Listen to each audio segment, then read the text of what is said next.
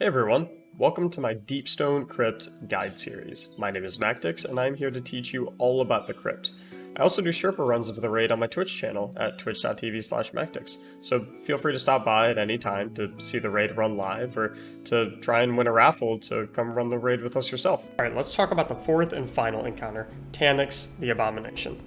The objective of this encounter is to simply defeat Taniks. The final boss room has three distinct zones, white, blue, and orange.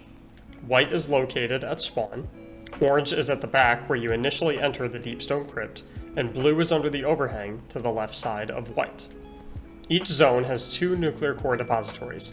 They will be labeled 1 through 6 for the purposes of this guide, starting with the depository closest to spawn being 1, and rotating clockwise until we hit 6, which is the right side depository at orange. When the encounter starts, waves of adds will come into the arena and must be defeated in order to progress to the next phase. After killing some adds, a captain will spawn, and soon after, a vandal with a specific augment will spawn in on each side. Unlike the previous encounter, where each augment spawns in is not random.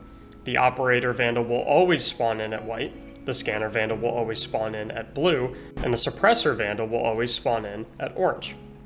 Once all the adds are dead, the boss will move into his mechanic phase. As usual, the 3 players with an augment will play a specific role in getting past this phase. The player with the scanner augment has to look around the map at all 6 nuclear core depositories and determine which 2 of the 6 are glowing yellow.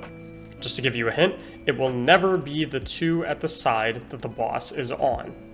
Around this time, the boss will open his 4 crit spots, 2 on the back and 2 on the front. The crit spots are glowing turbines on the shank part of his body. Players must shoot 2 of the 4 crit spots. Each crit spot drops a nuclear core once it has been destroyed. While players are shooting the crit spots, there will be purple beams of energy that spawn on players every 5 seconds that will explode shortly after they are spawned in. Players should watch out for these beams by constantly moving while shooting his crits. Once the nuclear cores have been dropped, 2 players should each grab a nuclear core and each head to one of the 2 boxes the scanner called out previously. The 2 players who carry a nuclear core must also be accompanied by a teammate to take their nuclear core from them before their radiation stacks reach 10. Just to give you a hint, the scanner can be a part of one of these 2 teams since their job is over after they have called out which nuclear core depositories the nuclear cores must be deposited into. Similarly to the last encounter, the boxes will not be open until the player with the suppressor augment has stunned the boss. Each location has 3 security drones around where the boss normally stays. The player has to shoot the boss from all 3 drones on the side that the boss is currently on to stun the boss and open the nuclear core depositories so that the nuclear cores can be dunked in. Meanwhile, the operator must be watching the teams with the nuclear cores, since every 10 seconds or so, the boss traps them in a detainment dome that will kill the player trapped inside unless shot down by the operator. It is their job to continuously scan the map for anyone trapped in a dome and free them as soon as possible. Just to give you a hint, the players with the operator and suppressor augments will never have the detainment dome spawned on them. But if they are too close to a player who does get trapped into a detainment field, they will get sucked into the field as well. Once the suppressor player stuns the boss, just like the previous encounter, one player's augment will get deactivated and they must swap the augment and their role with the other person on their team. Additionally, the nuclear core depositories will become online and the nuclear cores can now be deposited into them. Repeat this process for the next 2 crit spots on the boss, and once the second set of nuclear cores are deposited, the boss will go into damage phase.